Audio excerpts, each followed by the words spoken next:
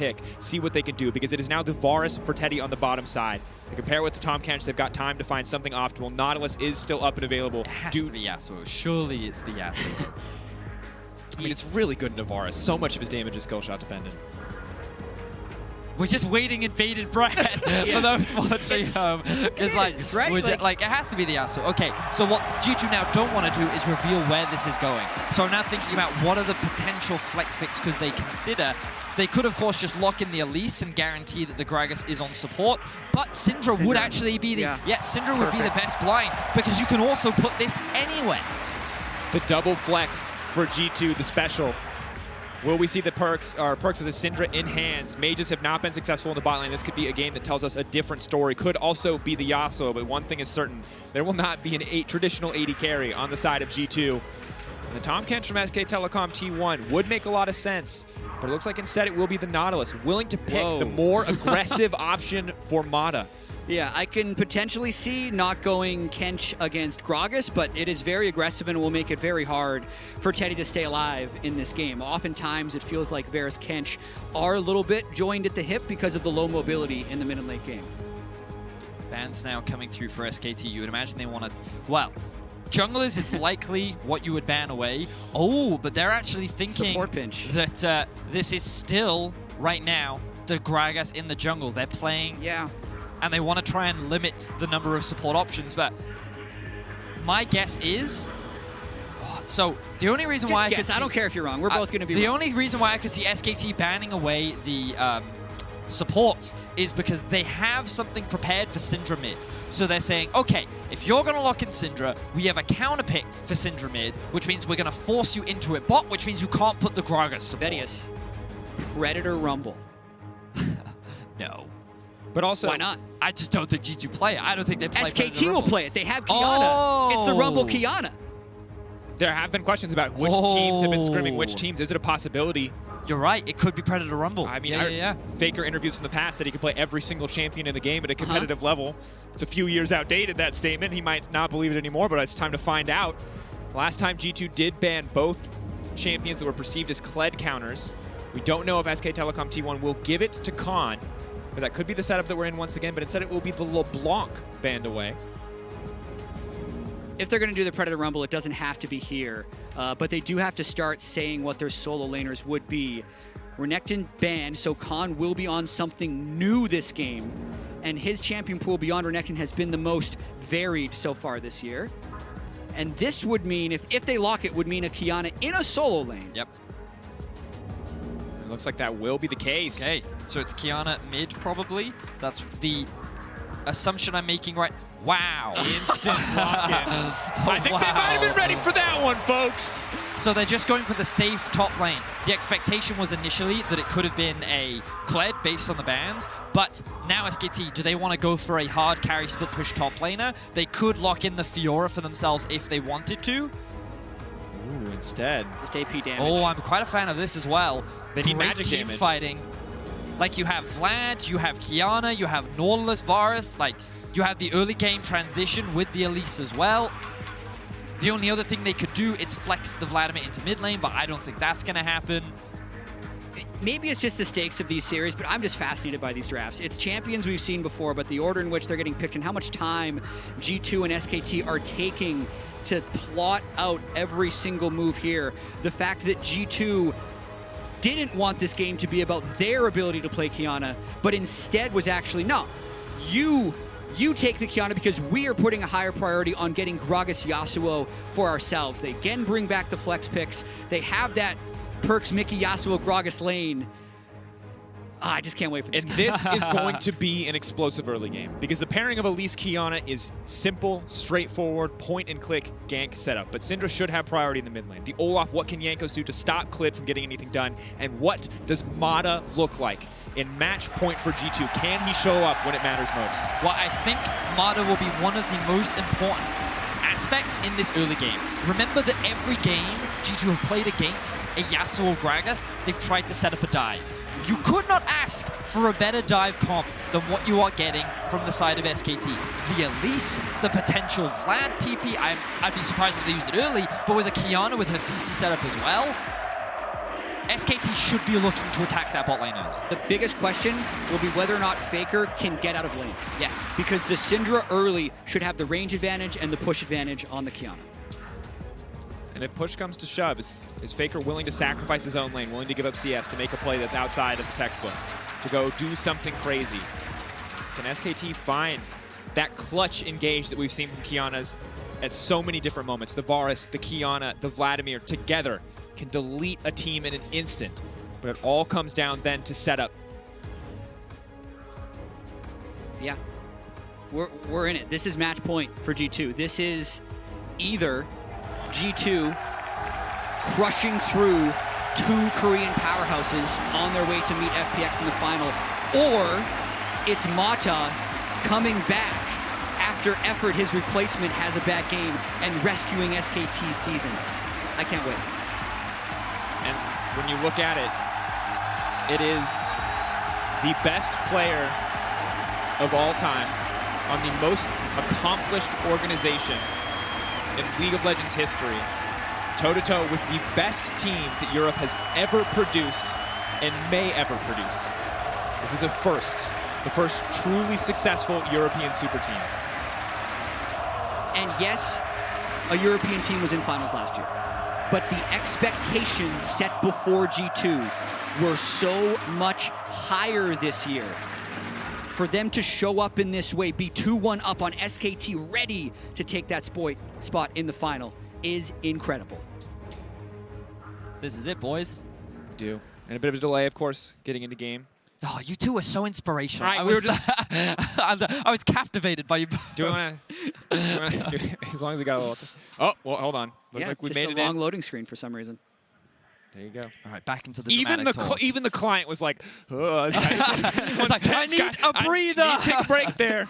But ladies and gentlemen, we're going to be jumping onto Summoner's Rift for Game 4. SKT are nowhere near down and out. Jack, we talked at length about how SKT should have won that last game. Execution in the final team fight alone could have swung the game back in SKT's favor, and you should not count them out just because they did not win. And the operative word there is should. And it's a word that, as a fan and as an analyst, I constantly struggle with. Yeah. Because ultimately, the team that won is the team that should have won. If you base it down to its most basic level, there are mistakes that SKT made, but their team play fell apart. You're right. Down the stretch in that game. And I mean, individuals made a number of mistakes. Teddy's ultimate in the fights, we talked at length about effort, and even Faker, his positioning on the map. Yeah, because I don't disagree with you. There were so many things that SKT should have done to win that game, but since they didn't do them, that's why we're here. That's why SKT is facing elimination against the LEC powerhouse in G2. As we see G2 potentially group for late invade, one stat that further kind of colors this series. So the sweeper coming out from Mickey. We'll hold that thought. Could see a level 1 fight. SKT willing to match it, of course, is Hail of Blades Yasuo, much stronger at level 1 than, say, the Conqueror. Mm-hmm. So this is very important because G2, let's not forget, when they first played against the Yasuo bot lane in Game 2, they tried to make this invade happen. The mistake they made was disrespecting SKT's early vision. They got caught, they got collapsed, it hurt their whole game plan. Now, the thing about Olaf is he is incredibly fast, clearing through the jungle. I'm curious as to how Clid answers. I like what he's doing. He should be looking to split the map himself, and he's going straight towards the blue buff. But this gives the Yasuo bot lane a lot of freedom, so that he does not have to run the risk of getting ganked in the early game. And it's great. You can vertical your Yasuo Gragas so they can play as aggressively as possible. It's the reverse of having to eat a 15 or 20 CS advantage early. They can actually push in fairly freely and trade aggressively. And that's what you're seeing now. Perk's not going to be a part of the trades, but Mickey feeling pretty comfortable so far. Teddy always has to respect the potential for a tornado. We'll manage to connect there. Look at the state of the wave right now. With the health difference. Oh, they're actually going in. Teddy has to flash out to safety instantly. Halo Blade's doing so much work. Mickey now stepping forward. The Ignite goes down. Perks, the heal isn't enough. Yanko's coming over the wall. The Axe! First blood for G2. And the G2 bottom lane show SKT how it is done. They know where the enemy jungler is. They have all the information in the world. They burn all of the summoner spells from Teddy, and Perks shuts down Teddy. Massive start for G2. They attack Mata in his first game of the semifinals this world. They know exactly where to go. They know exactly how to do it, and they get it done. Look at top lane, though. Clid is in the top side of the map. Wonder is overextended. But it's a level 3 Vladimir. It's fine. He can just be up there. I mean, you're right. And additionally, it doesn't get any easier because Wonder can just opt for the Abyssal Mask early on. They're both magic damage. But as we look back at this one, you can see Hail of Blaze allowing Perkz to get out multiple Qs so rapidly. Goes back, Tornado confirmed, easy to land. The heal buys him time, but Flash Axe. I don't think G2 actually expected to get a kill there. I think they wanted to force an all-in just to get a bunch of Summon Spells and set it for a dive a little bit later on. But the moment Mickey saw the window where Mata actually engaged onto Perkz, he could jump on top of Teddy and actually burst him out, giving G2 the ability to find that first blood. And something I want to put on both your guys' minds is, one, when G2 have won Game 1 in a series, it has never gone to Game 5. They've always won in 4 or less. It's a lot of 3-0s, a lot of confident wins. Okay. Additionally, what we've seen from G2 very often in the final games of their series is that they download their opponent and they obliterate them. Now, this is 1 kill, but the question I want you to keep in mind as we get further, if G2 start to pull further and further ahead, is this something that we can just say is G2's specialty, is blowing people out in these final games? I think that's going to be a question. We've also not seen a Game 5. In the whole knockout stage, Game 4 has ended up being the decider, and G2 also seems to be this team that is impervious to SKT's aura that they used to hold in these best-of-5 series. G2 are the ones to hand SKT. SKT's only best-of-5 defeat all year. That was at the MSI semifinal, and here they look to do it again. Great win wall. The reaction speed from Perkz. That was an Umayan play if I've ever seen one, as he's able to mitigate the gank coming down from SKT. They're forced to back off, and you can see how the wave is just in an awkward spot for Teddy. Wonder doing what he can on the top side. Still trading back well with Khan. Khan can obviously provide a decent amount of wave pressure, but not a whole lot of kill threat up against the Ornn, who just rushed the Negatron. And the 5-minute Ocean. It couldn't get any better for G2 right here, as Jankos is ready to do that with the bot priority. And the full river control. 2 waves up on a Yasuo Gragas lane against an enemy AD carry. The TP is going to come through from Syndra. They want a match. That's going to be big. Jankos is just going to get 1 shot. Perfect punish for Clid. Caps now moving in on Faker, moving in on Caps rather. Khan TP's down. This is a big turn for SKT. They will not just be run over. They will match G2 for the Drake, and they will take the Ocean for themselves. Excellent punish coming out from Clid. He knows what Jankos is up to. He's seen these Olaf plays before, and he recognizes, wait a minute, Perkz and Mickey actually haven't left the lane yet. Syndra is back in base. We get to move first, so they do. The only problem for SKT is Khan TP'd into that play. He got nothing for it. Meanwhile, the Ornn set up a bit of a freeze in the top lane, and he's just going to get all this free farm, while Khan is left to get nothing. That's still the type of play that we've seen time and time again in this series, where just as we're starting to have the discussion about this early game advantage potentially leading to a snowball, we see the counter. Clid with exactly the right timing, as Vedius mentioned, punishing it. And I think as far as a Vladimir using a teleport into the Ornn matchup, Ornn's not the type to punish that. So just an amazing thing for SKT just happened. And I think it's important to remember, while this bot lane play has gone great for G2, I'm looking at how the rest of the game plays out. And of course, you're looking at an Ornn ultimate into a Yasuo ultimate, and you're like, okay, G2's team fighting comp is pretty solid. Yep. But Vladimir Kiana is no slouch either. If you fight around Baron, or if you fight in the right place, there is a very easy opportunity for you to be able to win out on these team fights. The big thing you have to play around is the win wall, because the win wall can interrupt things like the Kiana ultimate, can mitigate a lot of the damage that comes out from the side of SKT, and these late game fights will be very execution reliant. You see Perkz pulling back, and I think the thing that G2 are going to have to respect is Faker on this Kiana. He has the Moby boots. This champion moves across the map like wind. She is so incredibly fast. They have to see what Faker gets done. For now, he's locked into mid lane by Caps by the constant pushing threat of this Syndra. But if he gets out, if we see those clutch Kiana ultimates that have been there all across the tournament, the reason this champion is banned so much, SKT have an easy route back into the game.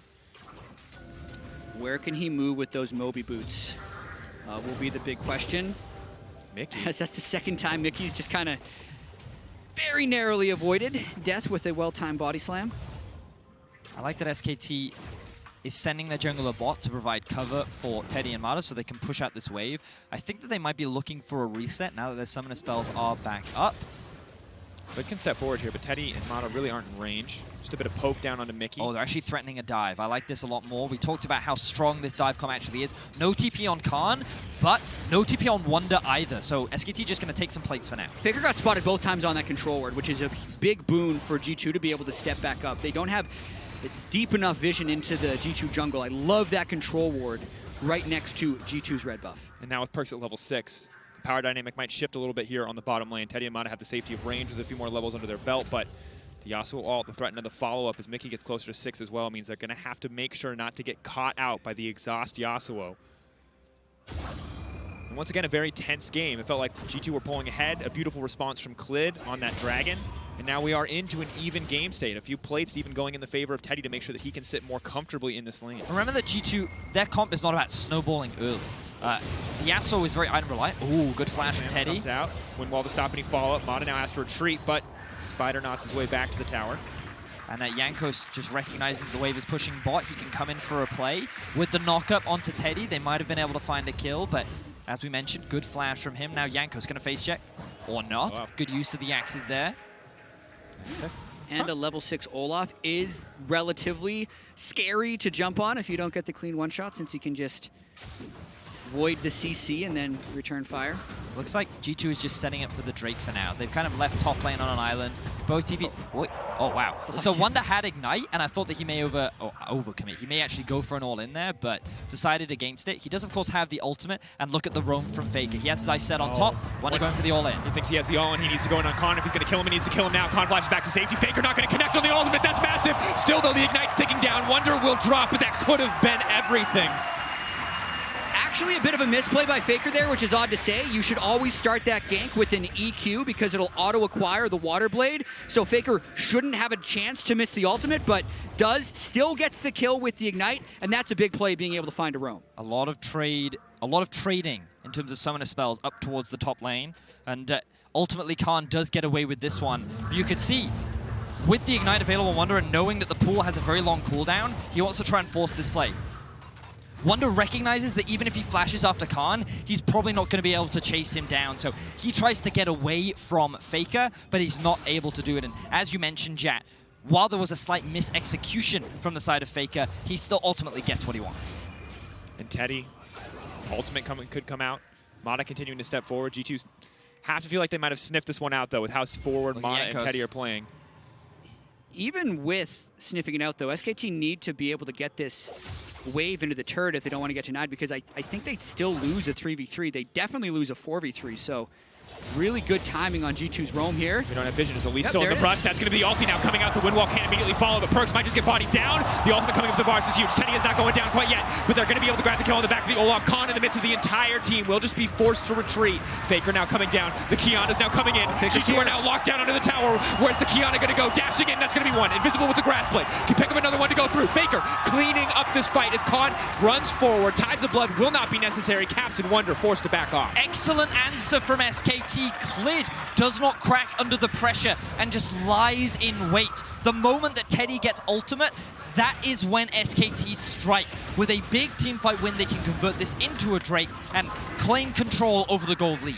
And Mata as well, still deathless despite the relentless assaults of G2 on this bottom lane. While SKT wasn't there at the start of the fight, they were definitely there at the end of it. And the 2-0-1 Kiana. How many times have we seen a few early kills on a Kiana just end a game? We'll have to see what Faker can do with this lead. 2K gold in his back pocket can complete his first lethality item as we look back at this replay. And here we see again, Clid, recognizing all these people were coming, just waits. He turns his attention immediately to perks, but the damage is already done. He's CC'd, he's locked up, and while that was a great flash knockup from Mickey, G2 is doing everything in their power to try and turn this in their favor, but the TP comes in from Khan. The roam comes down from Kiana. And this overcommitment here is ultimately what costs G2, because you can see Jankos gets dragged into the tower, Khan mitigates all of the damage, and that buys enough time for Faker to then arrive. Beautiful grass blade after dashing in as well to make it so fire couldn't be returned. But during the replay, we saw Jankos get the Rift Herald, keeping the tempo up as fast as possible. And Faker, not a lot of resistances to his name. Has to respect the potential for him to just get bursted by Caps, especially as now he'll back off and should be able to complete the loot in shortly. Wonder and Khan have taken up home on the bottom side of the map as the Yasuo Gragas will match top side for SKT. And in this game, SKT actually pulling ahead. Only about 600 in their favor, but the double Ocean as well is going to make a lot of their lives much easier if we stay in standard lanes. And it also doesn't seem to matter who G2 is playing against. They will have more gold from minions than the other team. It was their best stat leading into the quarterfinals, and I think it is their best stat now in terms of the ability for people to leave some of their lanes to create a larger denial somewhere else. In this particular game, it was the roams bottom and the vertical jungling that gave them most of their CS advantage, but across the board, Ornn, Syndra, and Yasuo all up on CS against SKT. That's good. That's something that's going to buy them more as they get later into the game. Perkz, though, has to respect, has to be careful. Can win wall a lot, but he can't win wall everything. The player I'm looking at in this game a lot is Khan.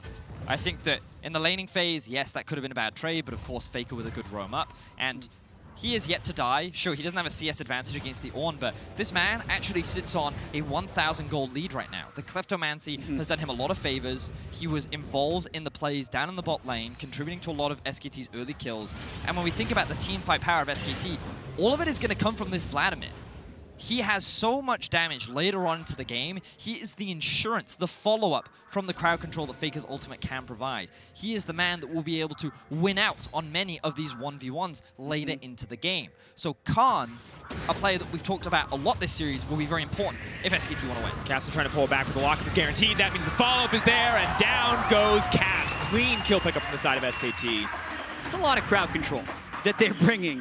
One thing that we didn't get to talk about was the fact that Caps didn't bring Cleanse in this matchup, so anytime they start with that type of CC chain, unless the rest of G2 is there to fight, Caps would die. And that's exactly what we see SK do there. Mata just, I think, Hex flashes in range for his ultimate, and the follow-up was pretty easy for SKT. Certainly was.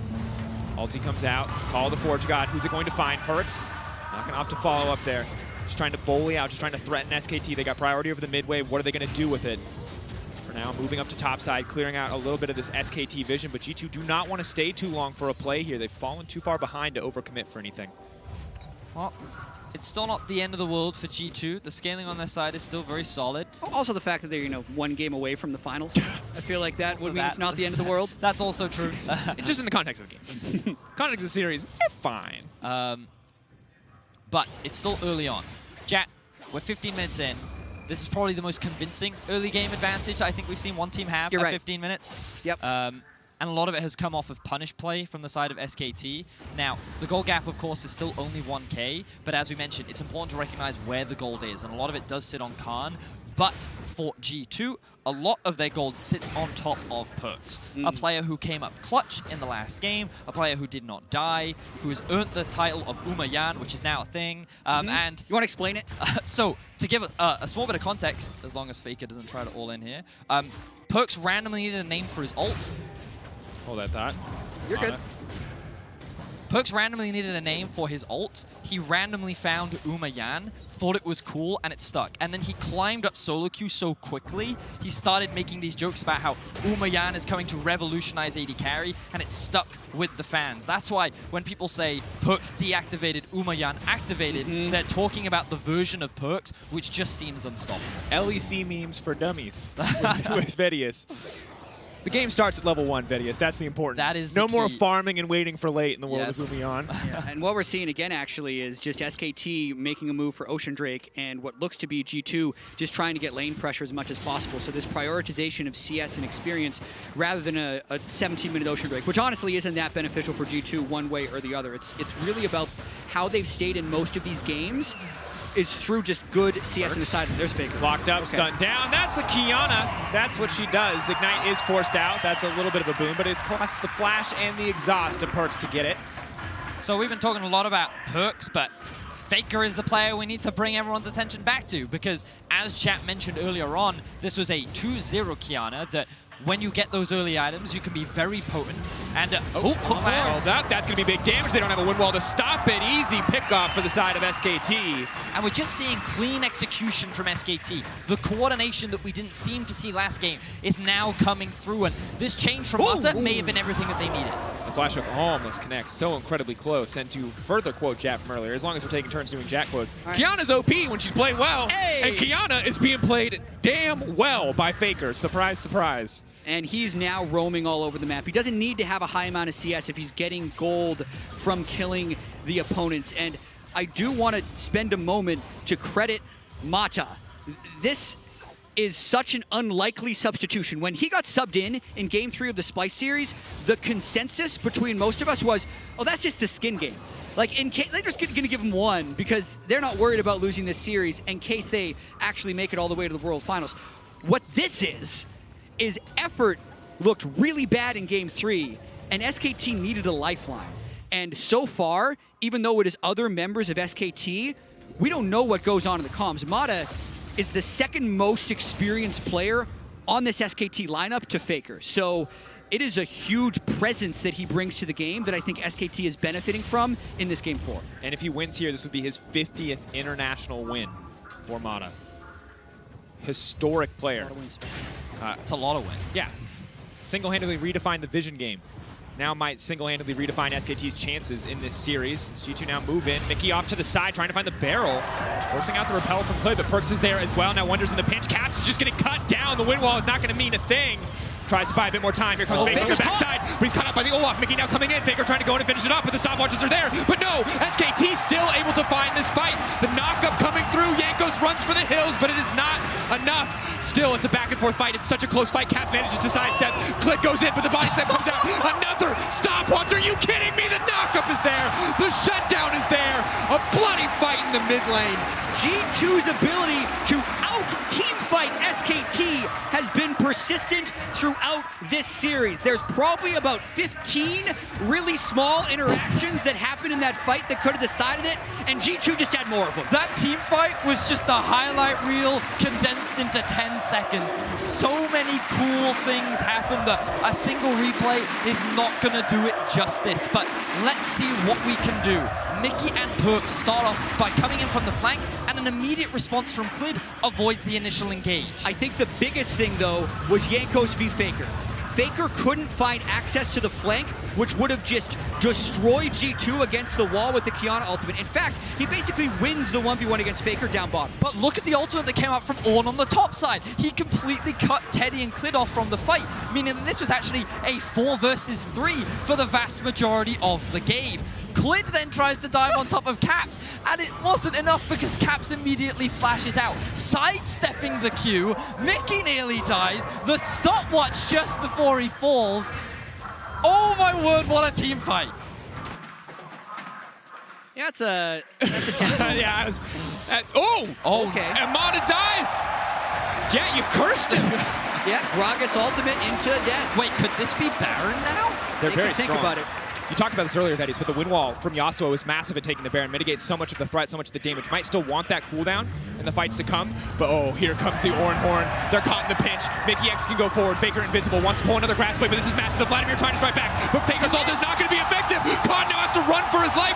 Perks and Caps are still alive. G2 get 2-3 for nothing. Faker missed his Kiana ultimate in the jungle. So Khan is the one who's able to pick up a fight, but G2 get another advantage. And you can hear the crowd rallying behind G2. Yes, the early game was a little bit shaky. They found some advantages, they conceded some. But this team is momentum-based. When they hear the roar of it, you can just see them performing at their absolute peak. And Chat, you said it. They are consistently out team fighting SKT. When I saw them in that jungle, I thought, oh, Faker's just gonna kill them all. What? Mickey? It didn't come through. Mickey sidesteps, and now we reset once again. The gold is even once again. Probably a blessing in disguise that didn't land for Mata, because Teddy and Mata were outnumbered if they would have gone into that jungle fight. But now, Faker back trying to push on mid-wave and SKT group around this Mountain Drake. Do G2 have enough active members on the map to contest this Drake? I don't think it's the case. Mata waiting in the darkness. Jankos knows better than to step in. SKT still have no control over Baron. So it's going to be really difficult for them to face check their way into this. But this is where Kiana and Vladimir are at their most powerful. If they sniff out the G2 Baron and go into contest, it could be a one-shot kind of team fight. One shotgun shot to delete all of G2. But if they mess up, if they mis-execute, the Ornn will tear through this team. Yeah. Beautiful pool. Good pull. Keep in mind, Windwall can also block Kiana ultimate, so Faker has to watch out for yeah, that. it can. Flash in, just trying to get the knockup, forcing the flash away from Mata. G2 is playing for cooldowns at this point, but it's Faker on the flank. They're all grouped near that wall. He might sniff out this juicy Kion ultimate. Eyes on Faker in the backside. Faker being zoned away once again by Jankos, and the rest of the fight is breaking out. Faker is doing nothing. Perkz is getting another kill. They're dashing through the shutdown. He's trying to find the kill, but he can't get it back. And this is disastrous. Jankos took Faker out of the fight, but still, SKT win the 4v4. Wonder has to now run for his life. The Grass Blade zoning Mickey X away. Wonder will get taken down. This should be the Baron for the side of SKT. Wonder trying to buy as much time as he can, but it is not enough. That is the shutdown. SKT Baron in their sights.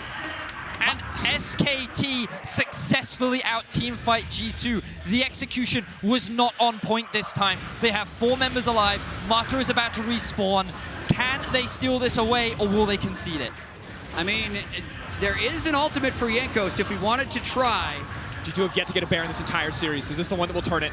Is this their Baron to get? Jankos with ultimate available. Won't get a chance. Delete it. Jankos next on the list. Caps TPing into his own death. SKT though, pulling back, giving him that respect. Clit now stepping forward. Wow. Caps manages to find the knockback. Wants to finish off at least 1 kill. Will get the ultimate down to do so. The heal is not enough. But here comes Faker. Goes golden, but just gets to watch his own death in slow motion. Khan on a rampage. And now it's G2 crumbling. They didn't even try to steal the Baron. They just let themselves get killed by Khan as the rest of SKT secured that objective. But let's look back at this initial fight. All right, I was locked on Faker down bottom, and he got zoned out by Olaf. So we're not focusing on that. We're going to focus on the Vladimir, getting all of the damage onto Caps. I don't think Caps' stopwatch was back yet from the previous fight, and then the turret shot is what actually follows Perkz throughout the rest of the fight. But also, Wonder did not use his ultimate onto Teddy. He used it onto the Nautilus. They overcommitted onto killing Mata, and that is not the target that you can afford to try and shut down.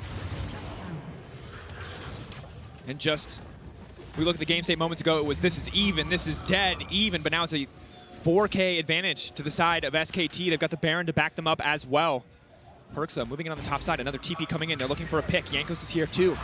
Faker now retreating. Wonder stepping forward. This is a very fast Kiana. Caps on the way in. Faker should certainly go down here, but he's incredibly fast. The flash out, not enough. Caps sees it coming, uses the ult and takes him out. Again, Faker not in sync with the rest of SKT. This is the 4th game. SKT have had a Baron, a potential Baron power play, and then been unable to get their setup. Uncharacteristic performance from Faker. Jack, you and I both expected extremely large things with the return of Faker to the World Championship. We both put him as #1 in our top 20. We both expected him to perform in this series against one of the best teams in the world. He has made mistakes. Yes, he's had some fantastic plays. That's a big miss. But is the rest of SKT looking to fight? Mickey potentially in trouble here. I mean, Caps coming in on the flank if he wants. Khan is bottom. Yeah. Perkz is split pushing. This is the type of thing that G2 has been perplexing SKT with. They're pressuring lanes that SKT doesn't expect them to pressure, so it's pushing them into odd decisions. This time, it looks like they've made a pretty good call to just continue pushing bottom lane, and now Khan resets, buys a pot. He's looking to try and find a massive team He has fight. a death cap. He has a void staff. Khan is incredibly powerful. Not level 16 quite yet, but otherwise everything going in his favor. All the AP he could ever want on this Vladimir. SKT have the tools to win the fight. They just need to find one in their favor. For now, it is the name of the game is the Siege. Can G2 hold on? Only reliable way to clear is the Syndra. Perkz can try to use the wind wall to buy a bit more time for mid lane tower. Ornhorn is just back up now. Had been on cooldown. Khan is using the double cannon minions bot lane to siege onto that tower. The brace is slowly being broken. How about a third? Jankos. Yeah, that was a pretty quick chunk. Khan still with the Crimson Rush up. They're going to force out the pool. Oh, the timing off. That's going to be disaster. That's going to be another inhibitor tower going down. Poke lands on a Wonder. Ulti's now going to come out. Khan still on the side. Khan still with ultimate up and available. Can't make his way into the back of this fight. Still, Mata goes forward. G2 is going to find 1 kill for now. The knockup not quite there. Perkz going in the midst of the team. Desperately wants to kill Teddy, but it's not going to be enough. He's trying to dash through, but they're burning him down. In the meantime, the fight is going back and forth. Teddy! He's trying! This is his moment. He wants to get the kill. Can he get it done? Teddy! He buys more time, but he cannot secure the win. Axe goes in. Jankos on the chase. When the combo's back up for Clid, he could look to turn and burn, but such a close exchange once again. But G2 still win the fight. Perkz is struggling to have an impact in this game, but Caps and Jankos are doing such a great job.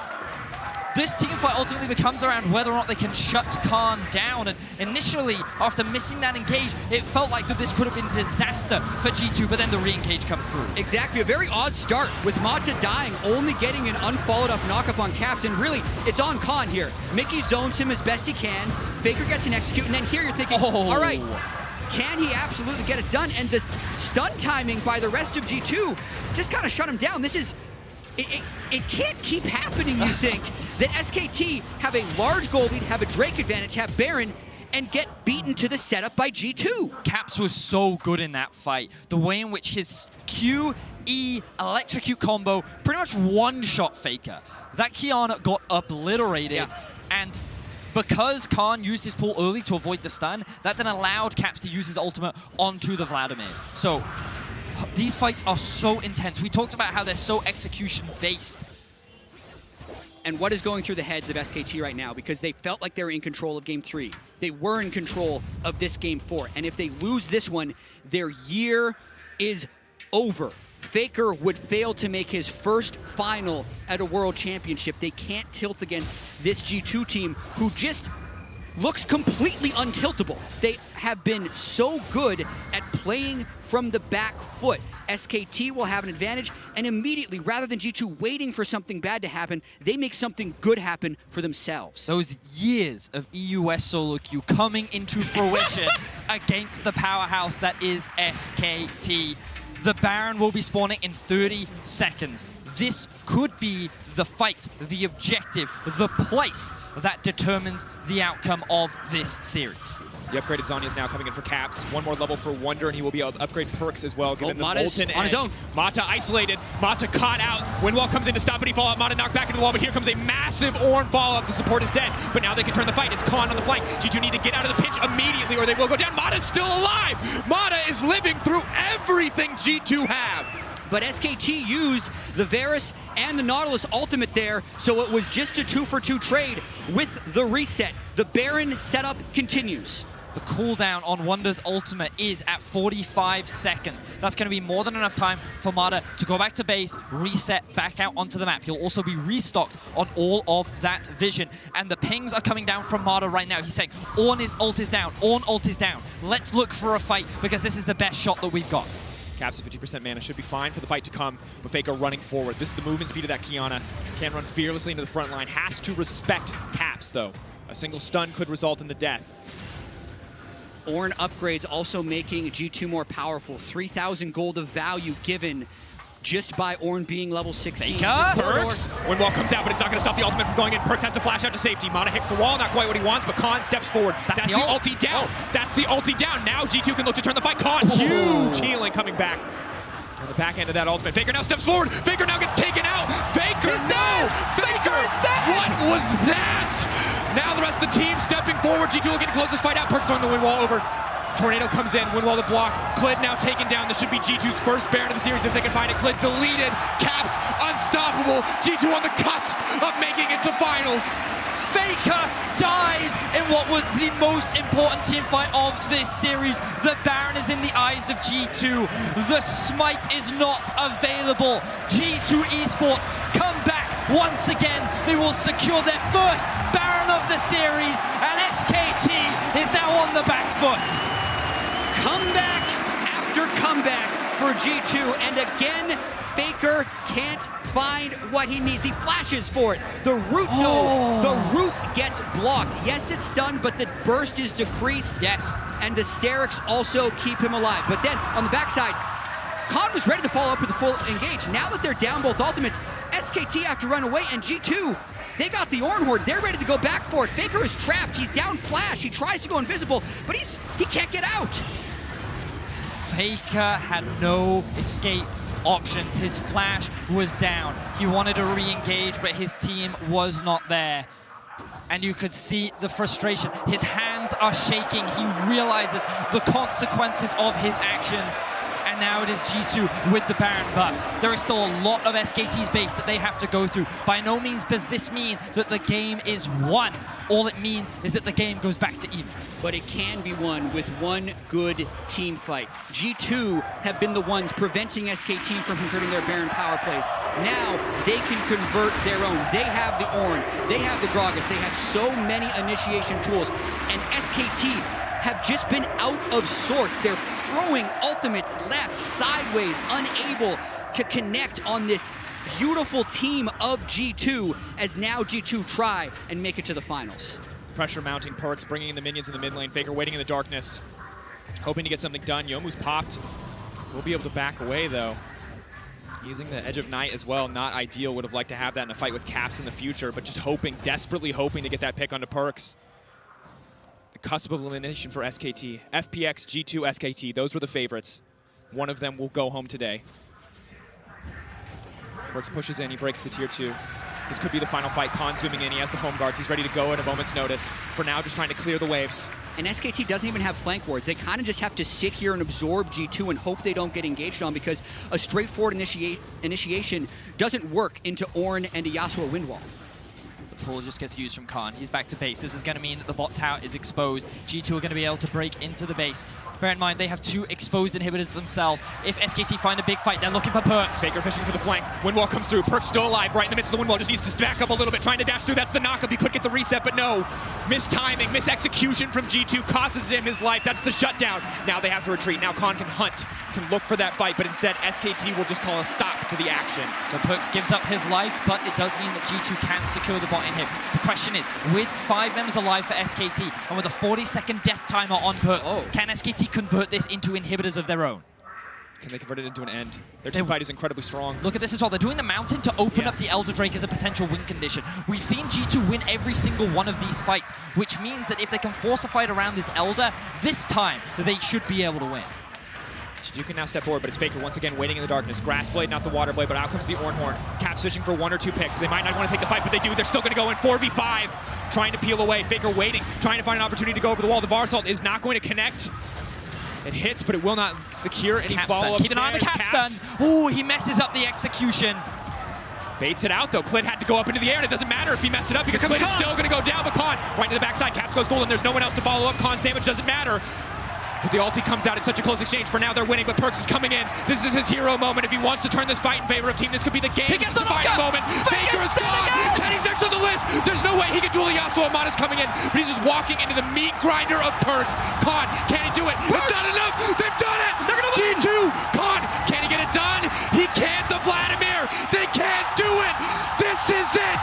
The greatest team in the history of League of Legends, taken down by the greatest team Europe has ever produced. FPX, get ready.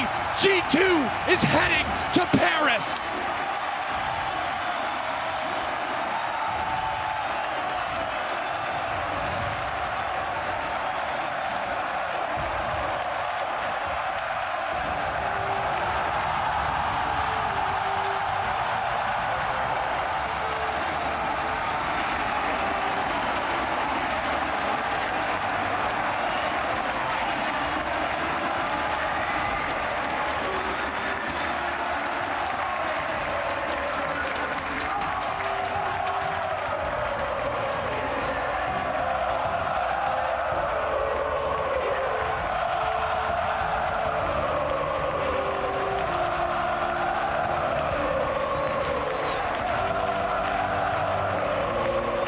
This G2 esports team was not built to win. It was built to conquer. It had to go through so many obstacles. They had to fight every Korean team on the way here. Griffin in groups, Damwon in quarters, and the ultimate final boss of SKT in the semi-finals, and they overcame them all. G2 now make their way towards the World Finals, and they will go up against FPX. And every single one of those games was close. You could feel the energy just oozing out of the screen in every single game. The way that G2 came together as a team they were down in all those games. A lot of teams, when they're down, they can start pointing fingers, they can start tilting, they can lose what makes them great. But that didn't happen with this G2 team. And when it mattered most, Perks getting obliterated in so many team fights. It was Caps carrying 90% of that game, but in the final team fight, when everything was set up for him to succeed, Caps pulls through. Or rather, Perks pulls through. Pulls off the Yasuo fight that they've been waiting for. Wins the series for his team. And how can you not be happy if you're a G2 fan after a series like that? Once again, taking the win over SKT.